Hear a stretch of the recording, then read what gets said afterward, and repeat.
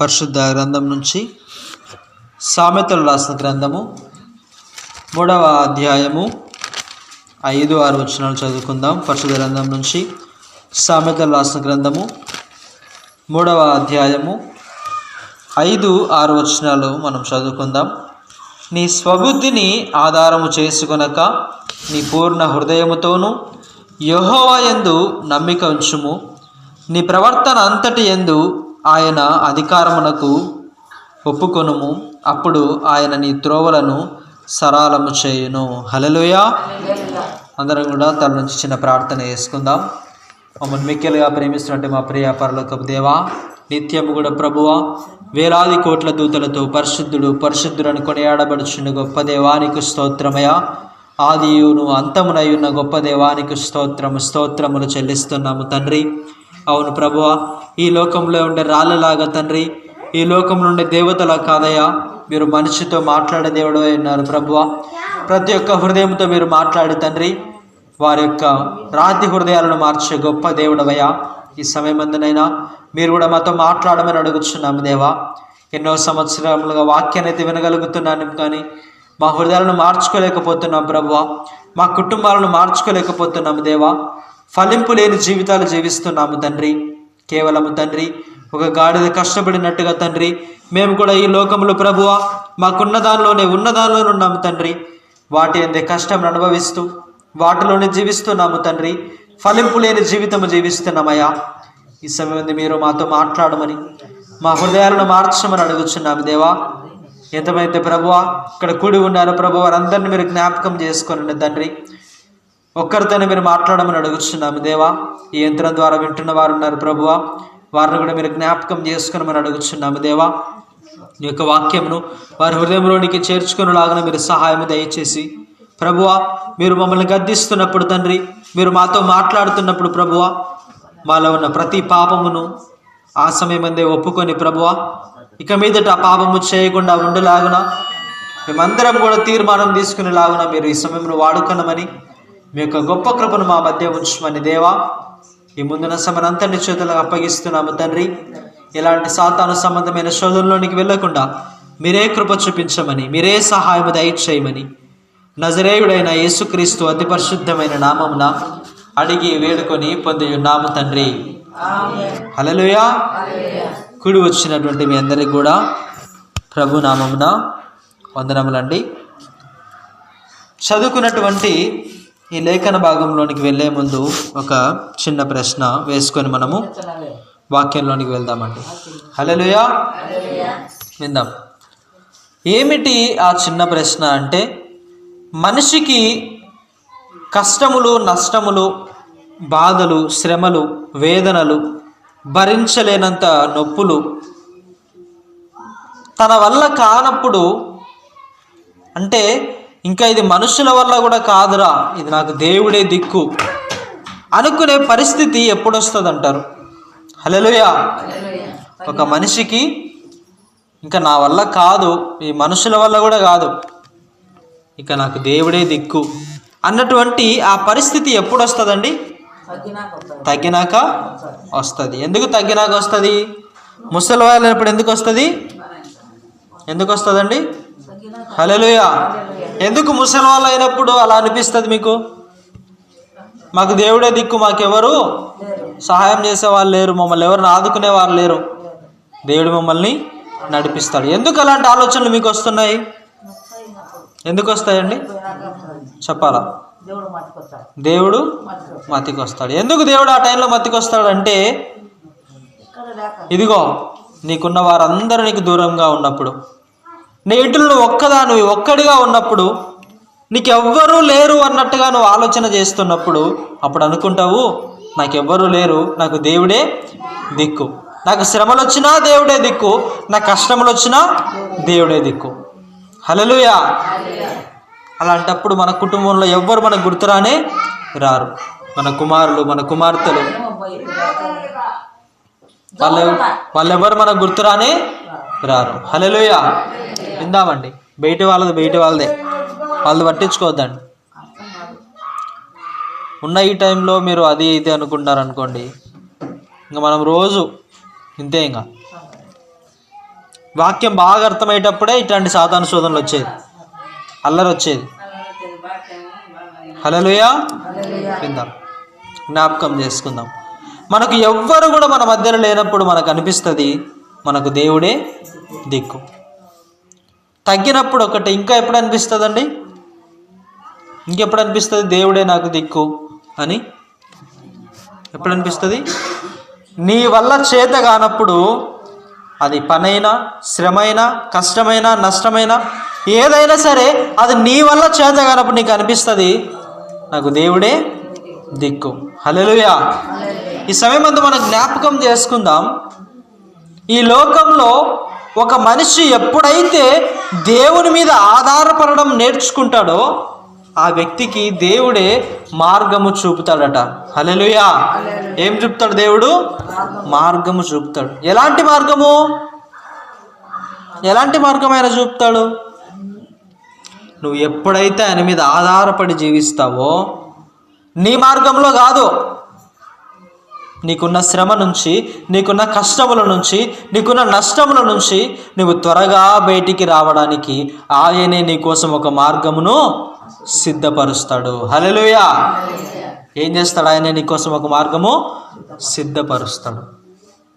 ఆ మార్గంలో ఇన్ని కాలం నువ్వు చూసిన శ్రమలు ఉండవు, ఇన్ని కాలం నువ్వు చూసిన కష్టములు ఉండవు.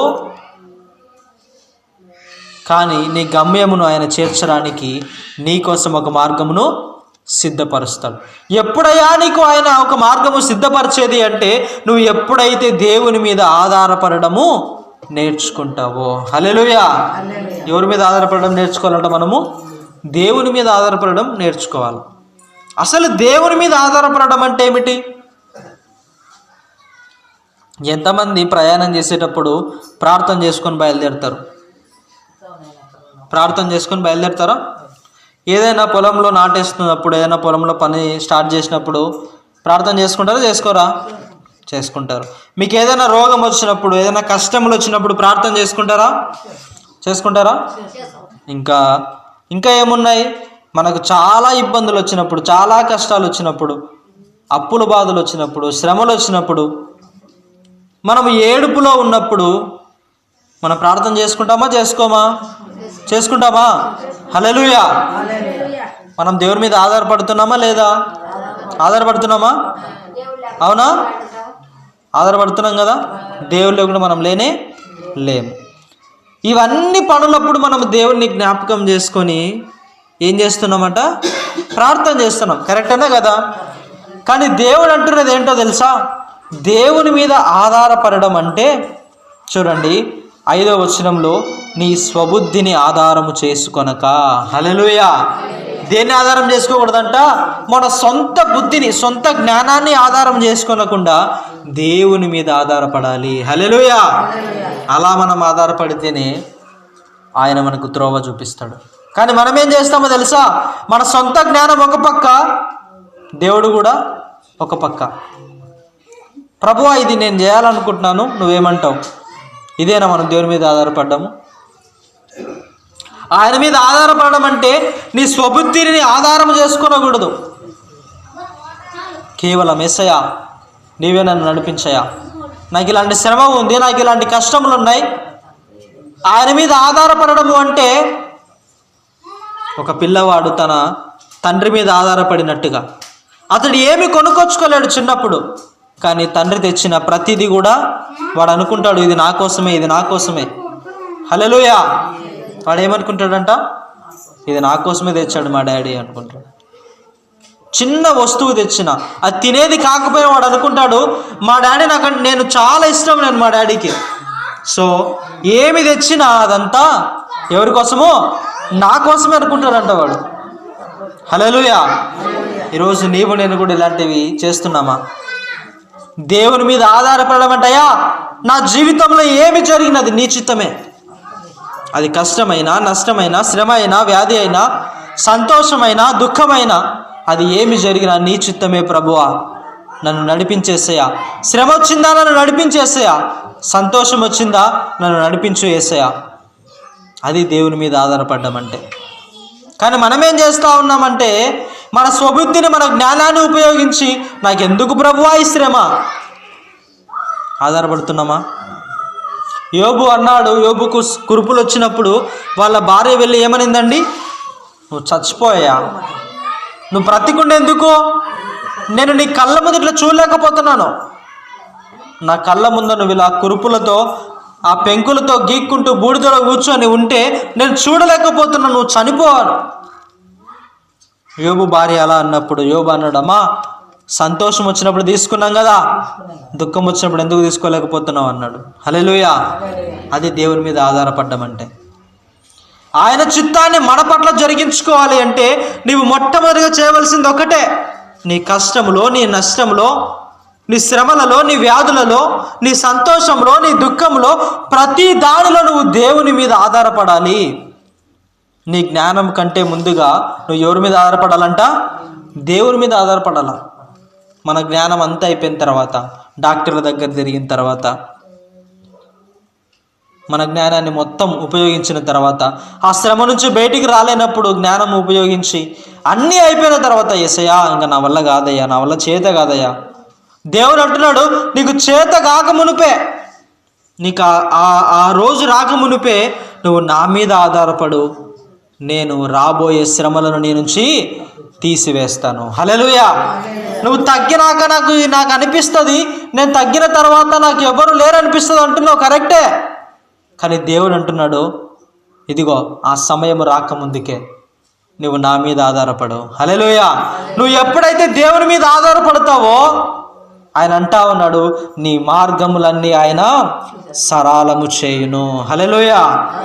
ఏం చేస్తాడు ఆయన? నీ మార్గములన్నీ సరళం చేస్తాడు. ఎప్పుడో తెలుసా?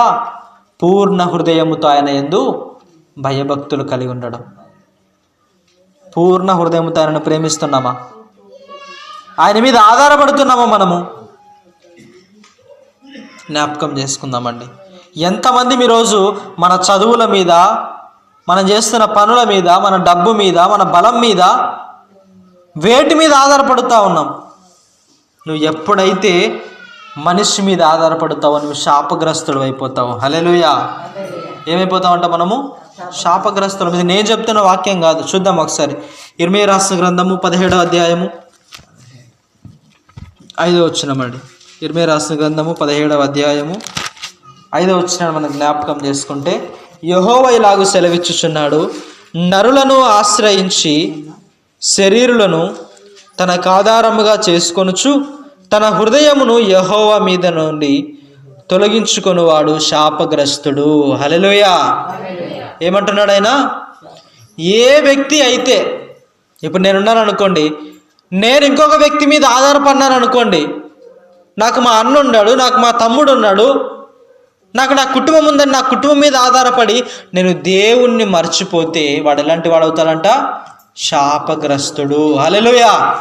ఈరోజు వాక్యం వింటున్న నీవు నేను జ్ఞాపకం చేసుకో, నువ్వు దేనిని చూసి అయితే ఆధారపడుతున్నావు, అది నీ కుటుంబమా, నీ పిల్లలా, నీ డబ్బా, నీ ఆస్త, నీ చదువా, అది ఏదైనా సరే, నువ్వు దాని మీద ఆధారపడి దేవుని మర్చిపోయినావా, నువ్వు శాపగ్రస్తుడు అయిపోతావు. నీ పని మీద పడి దేవుని నువ్వు మర్చిపోయినావా, నువ్వు శాపగ్రస్తుడు అయిపోతావు. గాడిదలాగా కష్టపడతావు కానీ చెప్పండి, చినిగిన సంచిలో వేసినట్టే. ఈరోజు దేవుని వాక్యం మనందరితో సెలవిస్తూ ఉంది, నరుల మీద నువ్వు ఆశ్రయపడుతున్నావు. నాకు వాళ్ళు పెడతారు, వీళ్ళు పెడతారు, వాళ్ళు చేస్తారు, వీళ్ళు చేస్తారు, నాకు వాళ్ళు ఉన్నారు, వీళ్ళున్నారు. దేవుడు అంటున్నాడయ్యా, నువ్వు వాళ్ళ మీద ఆధారపడుతున్నావు కరెక్టే, కానీ నన్ను మర్చిపోతున్నావు కదా. నువ్వు ఎప్పుడైతే నన్ను మర్చిపోతున్నావో నీకు తెలియకుండానే నువ్వు శాపగ్రస్తుడు అయిపోతున్నావు. నువ్వు డబ్బు మీద ఆధారపడి ఈరోజు తింటే చాలే అనుకొని బ్రతుకుతున్నావేమో, కానీ నా మీద నువ్వు ఆధారపడకపోతే నీకు తెలియకుండానే నువ్వు శాపగ్రస్తుడు అయిపోతున్నావయ్యా. నీ డబ్బును చూసుకొని, నీ ధనము చూసుకొని, నువ్వు దేని చూసి అయితే నువ్వు ఆధారపడుతున్నావో అవన్నీ నీ నుంచి ఒకరోజు ఎక్కడికి పోతాయంట? దూరమయ్యే కాలం వస్తుంది. హల్లెలూయా. ఈరోజు చాలామంది ఎందుకు దేవుడు నువ్వు శాపగ్రస్తుడు అవుతావు అంటున్నాడు తెలుసా?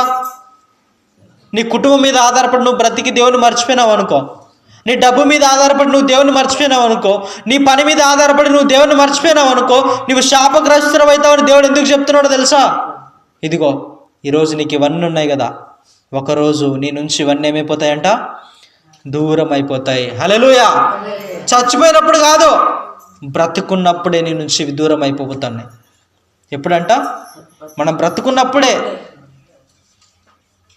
ఎంత నమ్మకస్తుడండి, నాకే మోసం చేశాడు. ఎంత డబ్బు ఉండేనండి, ఎంత సంతోషంగా ఉండేవాళ్ళం, మా జీవితాలు ఎలా అయిపోయినాయి, మా కుటుంబం అంతా చీకటమయమైపోయింది. ఈరోజు దేవుని వాక్యం నీతో నాతో సెలవిస్తుంది, నువ్వు దేవుని మీద ఆధారపడకుండా జీవిస్తున్నావా, నీ జీవితము చీకటిమయమైపోతుంది, నువ్వు శాపగ్రస్తుడిగా మార్చబడతావు. ఏం చేయాలి మనం? మొట్టమొదటిగా ఎవరి మీద ఆధారపడాలి? దేవుని మీద ఆధారపడాలి. ఇంతవరకు నీ కుటుంబం మీద ఆధారపడ్డా, నీ భర్త మీద ఆధారపడ్డా, నీ భార్య మీద ఆధారపడ్డా, నీ పిల్లల మీద ఆధారపడ్డా, ఈరోజు దేవుడు అంటున్నాడు, అమ్మా నీవు నరులను ఆశ్రయించి యెహోవాకు దూరం అయితే నువ్వు శాపగ్రస్తుడు అవుతావు, జాగ్రత్త. ఇంకొకటి, అసలు దేవుని మీద ఆధారపడడం అంటే ఏమిటి? మనుషుల మీద ఆధారపడితే అదేం కాదంట, శాపగ్రస్తులం అయిపోతామంట.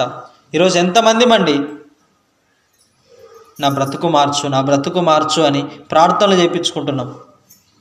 ఎవరి మీద ఆధారపడుతున్నావు నువ్వు? పోయి ఎవరి మీద? పాస్టర్ల మీదనా? పాస్టర్లకు డబ్బులు వేసి ఆధారపడుతున్నావా? మారిపోతుంది నీ జీవితము. అలా మారదండి. నీ బ్రతుకు మారాలి అంటే 5,000, 10,000, 20,000 కానుక కాదు, వాళ్ళ దగ్గరికి వెళ్ళి ప్రార్థన చేయించుకుంటే మారిపోతామని కాదు. దేవుడు అంటున్నాడు, ఏ వ్యక్తి అయితే ఈ నరుల మీద ఆశ్రయపడకుండా, ఇదిగో నేనే ఉన్నానయ్యా, నీ పాప భారం అంతా నా మీదే, నీ శ్రమలన్నీ నా మీదే, నీ ప్రయాస అంతా నా మీదే, నా మీద ఆధారపడు. హల్లెలూయా. ఏం చేయాలంట? మనము ఆయన మీద ఆధారపడాలంట. మనం అందరం చూస్తూ ఉంటాం, ఎద్దులు, ఒక ఎద్దు కట్టినాం అనుకోండి, ఒక ఎద్దు పొట్టిగా ఒక ఎద్దు హైట్గా ఉన్నది అనుకోండి, దేని మీద ఎక్కువ బరువు పడుతుంది? చిన్నదాన్ని ఉన్న దాని మీద బరువు ఎక్కువ పడుతుంది. మరి హైట్ ఉన్న దాని మీద బరువు పడదు. ఈరోజు దేవుని వాక్యం నీతో నాతో కూడా సెలవిస్తూ ఉంది, ఈ లోకంలో ఒక బరువును మోయాలంటే 2 సమానంగా ఉండాలి. ఈరోజు ఈ లోకంలో ఆయన నీకు ఇచ్చినప్పుడు, ఆయన ఈ లోకంలో నేను పంపినప్పుడు, నీ జీవితంలో జరిగే ప్రతి దాని మీద ఆయనకు అధికారం ఉంది. నీ జీవితంలో వచ్చిన శ్రమలకైనా, నీ జీవితంలో వచ్చిన కష్టములకైనా, నీ జీవితంలో వచ్చిన వ్యాధులకైనా, ప్రతి దాని మీద ఎవరికి అధికారం ఉంది? దేవునికి అధికారం ఉంది. అందుకే దేవుడు అంటాడయ్యా, నువ్వు ఇంతలోనే కనబడి అంతలోనే మాయమైపోతావు. ఏంది ప్రభు, మేము ఎట్లా మాయమైపోతామంటే, నీ జీవితం నా చేతిలో ఉందయ్యా, నువ్వు ఎన్ని రోజులు బ్రతకాలని ముందుగానే వ్రాసి ఉంచానయ్యా అంటున్నాడు దేవుడు. ఈ రాత్రికాలం అంతా నువ్వు జ్ఞాపకం చేసుకో, మనపై ఉన్న ఆ అధికారాన్ని మనం వదిలెట్టేసి, ఈ లోకంలో ఉన్న మనుషుల మీద, ఈ లోకంలో ఉన్న డబ్బుల మీద, ఈ లోకంలో ఉన్న పాస్టర్ల మీద దేవుని వాక్యం నీతోనే సెలవిస్తూ ఉంది. నువ్వు దేవుని మీద ఆధారపడము అంటే, అయ్యా నా బ్రతుకు ఇది అని ఆయన సన్నిధికి చేర్చు, కన్నీరు గార్చు, అది ఆయన మీద ఆధారపడ్డం అంటే. ఇంకా ఏమిటి దేవుని మీద ఆధారపడ్డం అంటే? ఏంటో తెలుసా?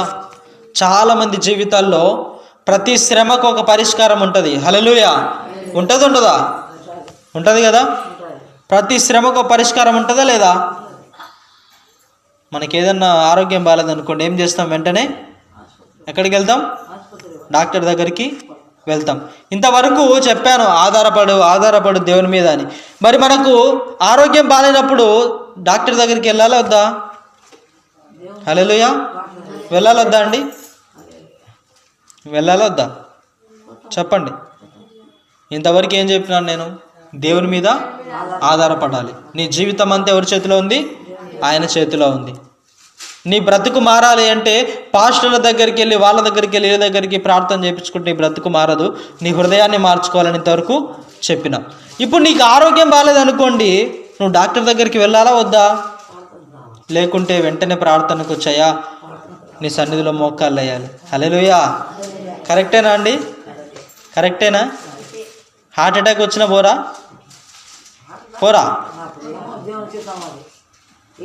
హార్ట్ అటాక్ వచ్చినా చర్చికి వస్తారు. అయితే అందరూ అంబులెన్స్ వస్తున్నా కూడా పోరు. హల్లెలూయా. ఇది మనకు అర్థమైన ఆధారము. హల్లెలూయా. ఏందంట మనకు అర్థమైంది ఏంది? ఇది మనకు అర్థమైంది. గుడ్డోళ్ళలాగా ఇద్దరు గుడ్డోళ్ళు అన్నారనుకోండి, చెప్పండి, వాడుండి అబద్ధం చెప్పారే నాకు కళ్ళు కనపడుతున్నాయని అనుకోండి, వాడు ఎట్ట తోలుకుపోతే అట్లానే పోతాం. ఈరోజు మనం కూడా ఏం చేస్తున్నామయ్యా అంటే దేవుని మీద ఆధారపడ్డామంటే ఇలా కొంతమంది ఎలా ఆలోచన చేస్తున్నారంటే దేవుని మీద ఆధారపడ్డామంటే నాకు ఎన్ని శ్రమలు వచ్చినా, నాకు ఆరోగ్యం బాగాలేకపోయినా, చెప్పండి, నేను డాక్టర్ దగ్గరికి వెళ్ళను. అదేనా దేవుని మీద ఆధారపడ్డామంటే? కానే కాదండి. హల్లెలూయా. దేవుని మీద ఆధారపడడం అంటే ఏంటో తెలుసా? నీకు వ్యాధి వచ్చినప్పుడు డాక్టర్ దగ్గరికి పోకుండా కాదు. నీకు శ్రమ వచ్చినప్పుడు ఆ శ్రమ నుంచి బయటపడడానికి నువ్వు ప్రయత్నం చేయకుండా ఉండడం కాదు. నీ కుటుంబంలో సమస్యలు వచ్చినప్పుడు నా కుటుంబం ఎట్టపోతేమే నేను దేవుని దగ్గరికి పోవాలా, అదిగా దేవుని మీద ఆధారపడడం అంటే. దేవుని మీద ఆధారపడడం అంటే ఏంటో తెలుసా? కీర్తన రాసిన గ్రంథం 37వ అధ్యాయం 5వ వచనం అండి. కీర్తన రాసిన గ్రంథం 37వ అధ్యాయం 5వ వచనం.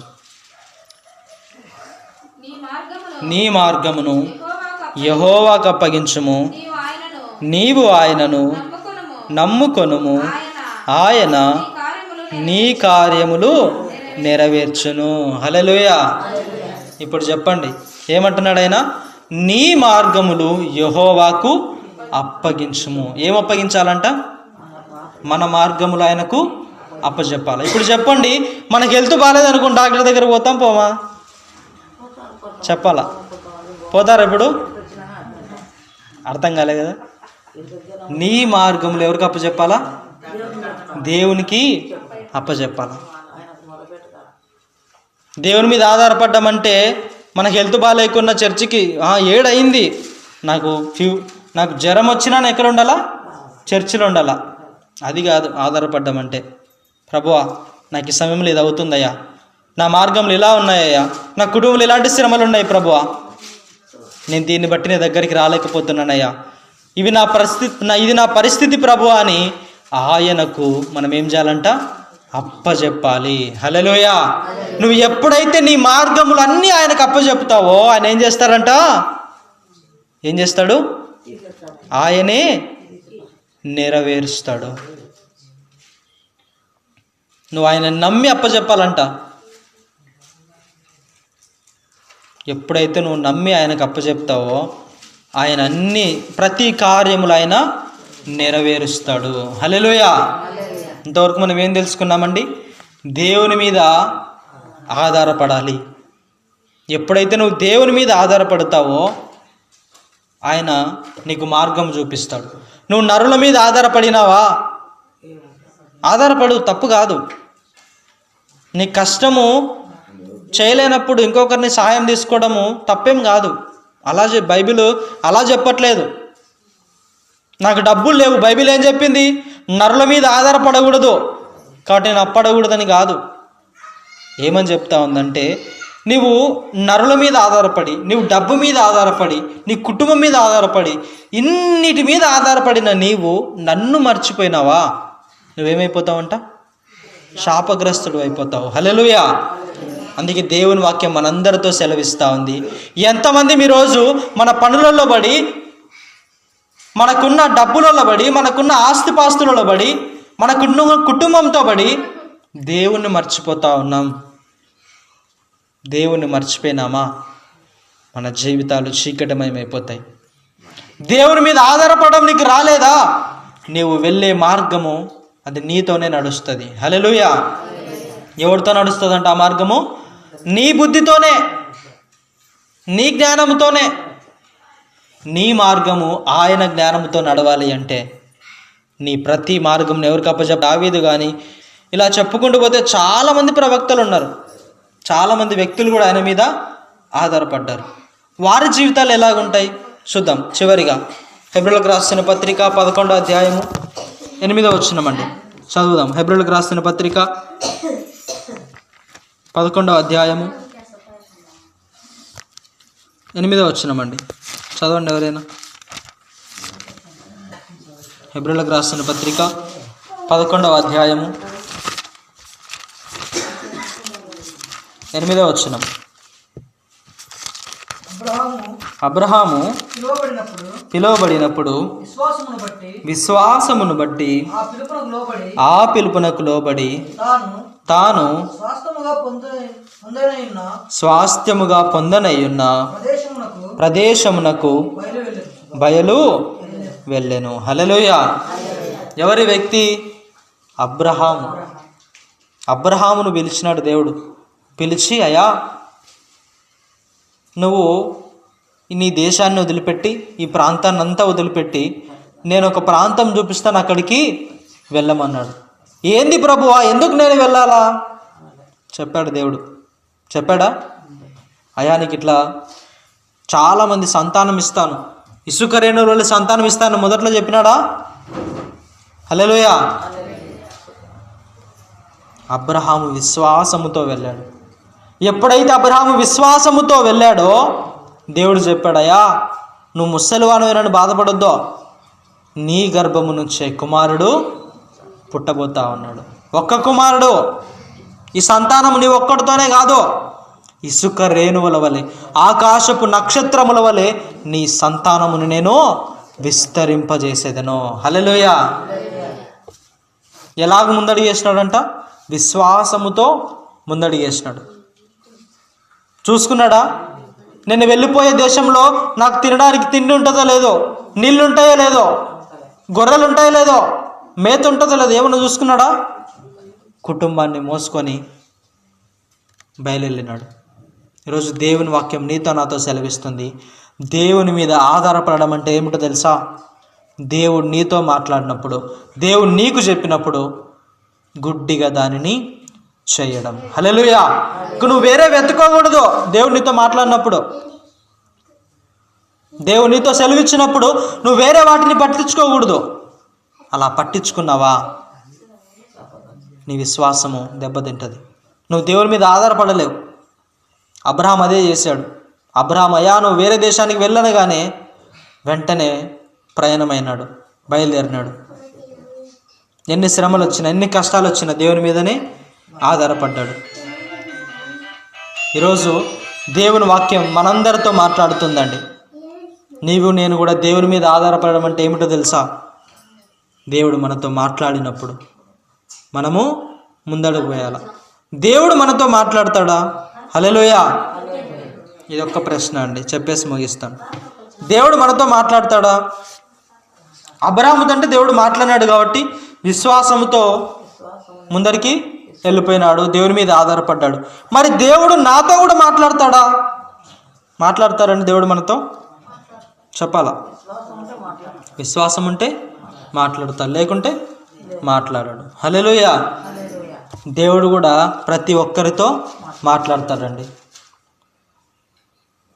ఎక్కడి నుంచి మాట్లాడతాడు? దేవుని మందిరంలో మాట్లాడతాడా? మనం చూస్తున్న ఈ బొమ్మలు మాట్లాడతారా? ఎవరు మాట్లాడతారు? దేవుని వాక్యము మనతో మాట్లాడుతుంది. ఆది యందు వాక్యం ఉండిన, ఆ వాక్యమే ఎవరై ఉన్నారంట? దేవుడై ఉన్నాడు. ఈ లోకంలో ఉన్న రాళ్ళు రప్పలు పూజిస్తున్నాం చూడు, అవన్నీ మనతో మాట్లాడమంట, కానీ వాక్యమే మనతో మాట్లాడుతుంది. ఏమని మాట్లాడుతుంది? నీ బ్రతుకు ఇలాగుంది, నువ్వు ఎంత చేసినా ఇంతే నీ బ్రతుకు, మార్చుకోవాలని నీకు లేదా అంటది. అమ్మ నీలో ఈ పాపం ఉంది, నీకు మార్చుకోవాలని లేదా? నీ కుటుంబం ఇలా అయిపోతుంది, మార్చుకోవాలని లేదా? అలా మాట్లాడినప్పుడు అవును ప్రభువా, నాకుంది ప్రభువా అని ముందడుగు నువ్వు వేస్తే అది ఆయన మీద నీవు ఆధారపడటం. దేవుని వాక్యం నీతో స్పష్టంగా మాట్లాడినప్పుడు, ఆయన నిన్ను గద్దించినప్పుడు నువ్వు ఆ వాక్యానికి లోబడి ఆయన వైపు తిరిగినావనుకో, అదే దేవుని మీద ఆధారపడే జీవితము. హల్లెలూయా. జ్ఞాపకం చేసుకుందామండి. దేవుని మీద ఎలా ఆధారపడాలి అంటే మొట్టమొదటిగా నీ ప్రార్థన జీవితం ఉండాలా. ఏముండాలా?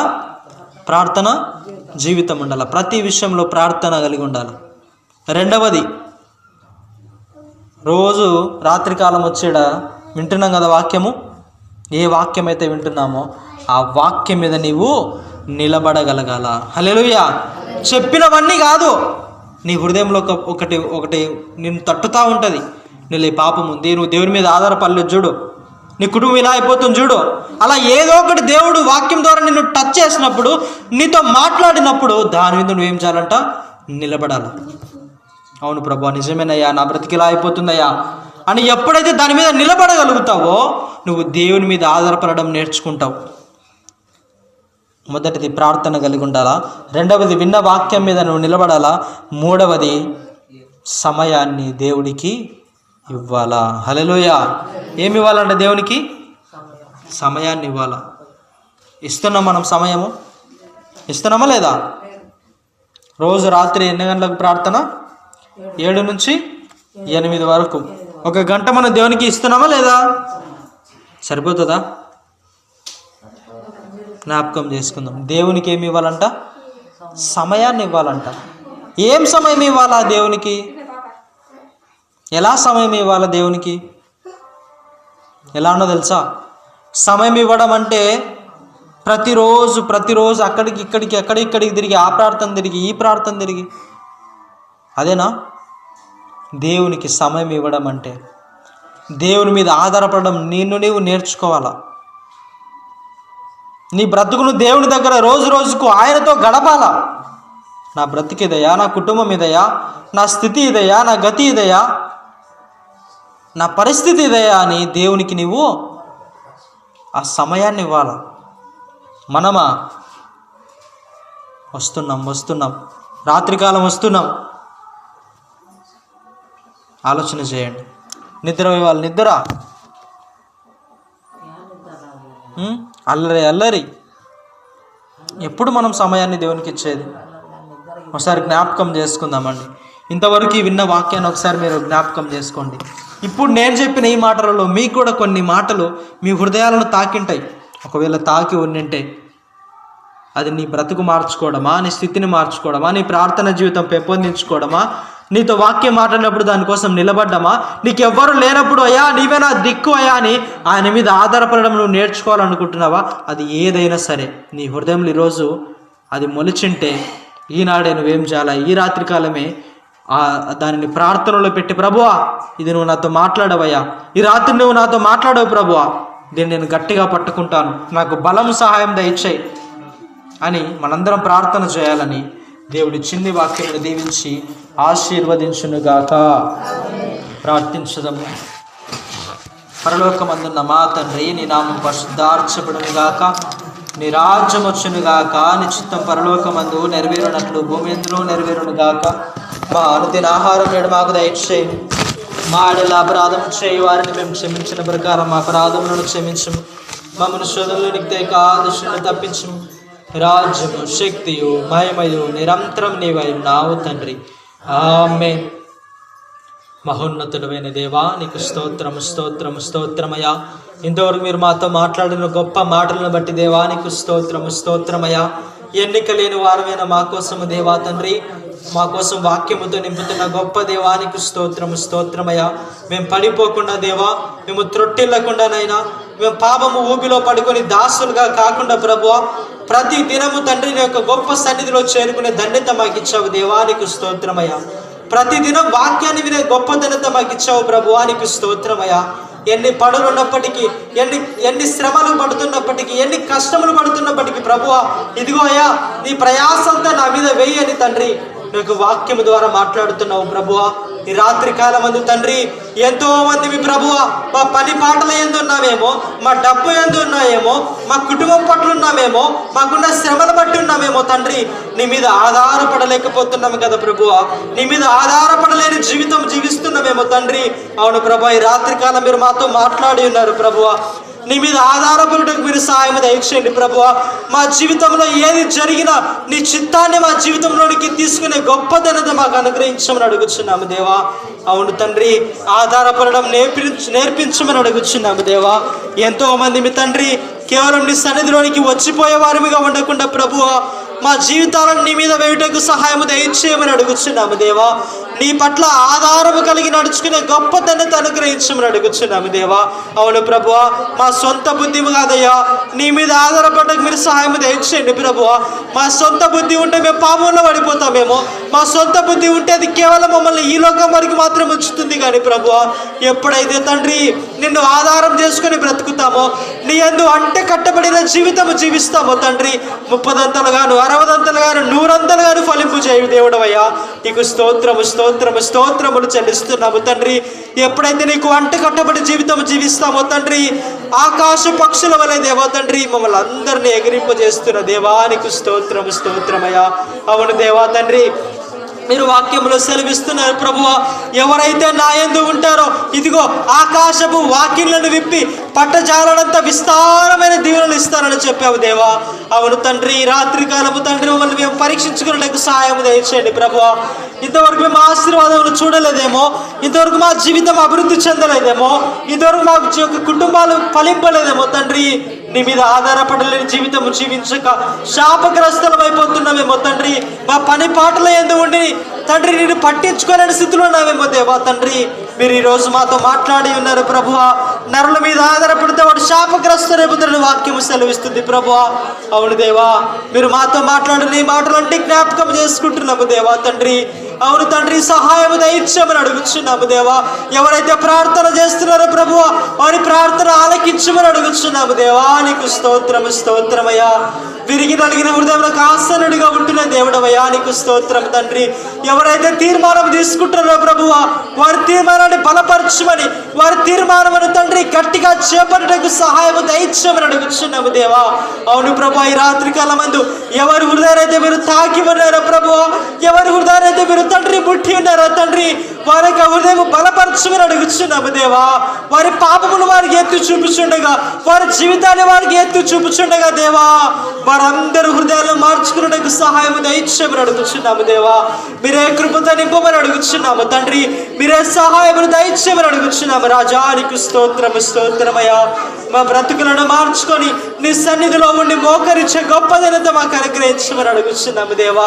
ఏ పాటి వారము తండ్రి, ఇంతలో కనబడి అంతలోనే మాయమైపోయే వారము దేవా తండ్రి. అవును ప్రభువా, అలాంటి జీవితము జీవిస్తున్న వారమయ్యా. మా అందరి మీద అధికారం కలిగిన దేవుడు అయినావు ప్రభువా. కావున తండ్రి, మేమందరం కూడా ప్రభువా నీ అధికారంలోనికి వచ్చినకు సహాయం దయచేయండి ప్రభువా. సాతాను అధికారం నుంచి, సాతాను శోధన నుంచి, సాతాను శ్రమల నుంచి, సాతాను పాపముల నుంచి, సాతాను యొక్క బానిసత్వం నుంచి ప్రభువా నీ అధికారంలోనికి వచ్చినకు, నీ యొక్క తండ్రి నీ యొక్క సన్నిధిలోనికి చేరుటకు మీరు సహాయం దయచేయమని అడుగుచున్నాము దేవా. మమ్మల్ని అందరినీ జ్ఞాపకం చేసుకున్నామని అడుగుచున్నాము దేవా. రాబోచున్న దినములన్నీ కూడా ప్రభువా మాకెవరు తోడుగా ఉండేవారు లేరయ్యా. ఈ లోకంలో అందరూ కొంతకాలం వరకు మాత్రమే ఉంటారు ప్రభువా, కానీ మీరు మాత్రము తండ్రి ముదిమి వచ్చు వరకు తండ్రి మమ్మల్ని ఎత్తుకొని కాపాడు దేవుడు అయి ఉన్నావు దేవా. నీకు స్తోత్రము స్తోత్రమయ్యా. అవును ప్రభువా తండ్రి, నీకు స్తోత్రములు చెల్లిస్తున్నాము దేవా తండ్రి. ఈ లోకంలో మాకెవ్వరు తోడుగా లేకున్నా ప్రభువా, మీరు మాకు తోడుగా ఉంటే మా మార్గంలో అన్ని సరళము చేయవాడము నీవే తండ్రి. మేము అడిగిన వాటినన్నింటినీ దయచేయవాడము నీవే కనుక దేవా మాకు సహాయము దయచేయమని నీకు కృపతో నింపమని అడుగుచున్నాము దేవా. వచ్చిన ప్రతి ఒక్కరిని మీరు జ్ఞాపకం చేసుకునమని, వారి జీవితంలో ఏమిటో నీకు తెలుసు ప్రభువా, వారి కుటుంబంలో ఏంటో నీకు తెలుసు ప్రభువా. వారు పడుతున్న శ్రమలు, వారు పడుతున్న బాధలు, వారు చిక్కుకున్న పాపము ఇబ్బందులు అన్నీ కూడా ఎరిగిన దేవుడవు తండ్రి. మీరే సహాయము దయచేయండి మాకందరికీ ప్రభువా. ఈ రాత్రి కాలమందు దేవా నీ మీద ఆధారపడి బ్రతికే జీవితం మాకు నేర్పించమని, ఇదిగో ప్రభువా మాకు కుటుంబాలన్నీ కూడా నీ మీద ఆధారపడి బ్రతికే జీవితం, మా సంఘం అంతా కూడా నీ మీద ఆధారపడి జీవించే గొప్ప ధన్యత మాకును మా సంఘానికి కూడా మీరు అనుగ్రహించమని అడుగుచున్నాము దేవా. జరుగుతున్న ప్రతి కార్యక్రమంలో మీరు తోడుగా ఉండండి. మందిర పనుల్లో మీరు తోడుగా ఉండండి. మందిర పనుల విషయమే ఆలోచనలు చేస్తుండగా ప్రభువా వారి ఆలోచనలు మీరే బలపరచుమని, ఏది మంచో ఏది చెడో మీరే జరిగించమని అడుగుచున్నాము దేవా. మా యొక్క సంఘాన్ని మీరు కట్టమని, కొత్త సంవత్సరంలోనికి వెళుతుండగా ప్రభువా మా బ్రతుకులను మార్చుకొని వెళ్ళే గొప్ప ధన్యత మా యొక్క సంఘానికి అంతటికి, ఇక్కడ ఉన్న ప్రతి ఒక్కరికి కూడా మీరు అనుగ్రహించమని ప్రభువా. మా పడకల మీద వెళుతుండగా మీరే కృప చూపించమని, మీ యొక్క సహాయం మాకు అనుగ్రహించమని, మీకు గొప్ప చిత్తమైంటే తండ్రి మమ్మల్ని అందరినీ యొక్క సజీవతలో జ్ఞాపకం చేసుకోనమని అడుగుచున్నాము దేవానికి స్తోత్రము స్తోత్రమయ్యా.